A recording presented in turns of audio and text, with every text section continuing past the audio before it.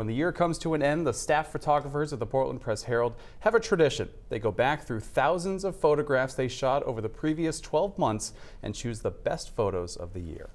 Chief photographer Greg Reck and staff photographer Brianna Soukup sat down with Rob to talk about some of their favorite images from 2024. Let's get to some of these best images of the year. We're going to start with one of yours, Greg. It's from the storms last winter that did so much damage along the coast. Give us the background on this shot. This is the Tarrolin 2, which washed ashore on Cape Elizabeth in the second of those January storms. A dramatic rescue that night by the Cape Elizabeth Fire Department.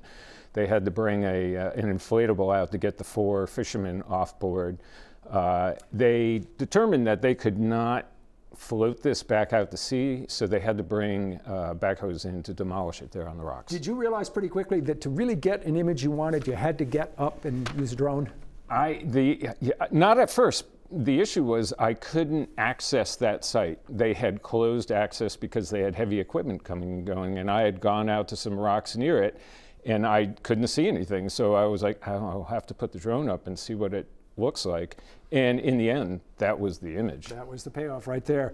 On to the next picture. This one's from Ben McKenna. It's an interesting shot, and I believe that he said in the caption that he likes to find images that are unexpected, and this is one of them. What's the story here? Yeah, he likes to say, if he can say you don't see that every day, then he thinks he's doing his job. And it's really great because Ben loves the quirkiness of this image, and it really fits him. This was a training exercise for firefighters. It was held at SMCC in South Portland. And as soon as he saw them in his suits and knew which direction they were going to be walking, he got himself into position to catch this, and it really captures the quirkiness of it. And as he says, it's the kind of image that puts gas in his tank. He gets really jazzed about it. Well said. Here's an image that put some gas in my tank. I thought it was just striking from the moment I saw it. Sean Patrick Willett with a solo surfer. I know you love to shoot on the water. Yes. You must really have loved this when you saw it. Really loved it. It has such a mood to it. It's so sublime. And we photograph a lot of surfing. We often say we're lucky in December and January when it's cold and there's no snow and people aren't out that much. If it weren't for surfers or people walking their dogs, we wouldn't be able to make any images in those cold months. But this, normally we're looking for like action photos, but this surfer sitting out looking at that expansive ocean really captures the solitude of that day. Bubba's Sulky Lounge is an iconic place in Maine. You had an assignment there. Let's take a look at the shot that you came up with, Brianna, and tell us about this one. Yeah, I mean, I had wanted to take pictures at Bubba's since I moved to Portland 8.5 years ago, and finally got a reporter who wanted to write a story. We got permission from Bubba himself after meeting him, and these two were there early on a Friday night. They actually met at Bubba's. What I love about this photo is that Bubba's, when I think of Bubba's, it's like the energy, the action, it's packed. And this gives us a different side of Bubba's. Yeah, it was nice. We went early and we were able to talk to some regulars that go early every Friday night. So it was really fun and they had great stories. So it's a great place.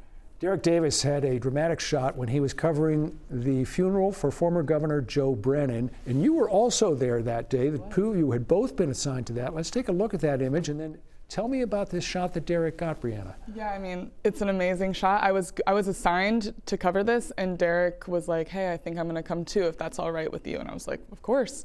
And I was on the ground, just out of frame, getting a really bad picture, but the safe photo. And that allowed Derek to climb up high on top of that like column outside of City Hall and take the risk to get this really good photo. And that's what you can do when you have two people there. And this was one where he didn't plan this. There was definitely an element of good fortune here, right? Yeah. He saw the light ahead of time and came up to me and was like, hey, I'm gonna climb up there. And I was like, okay, I'll stay out of your photo.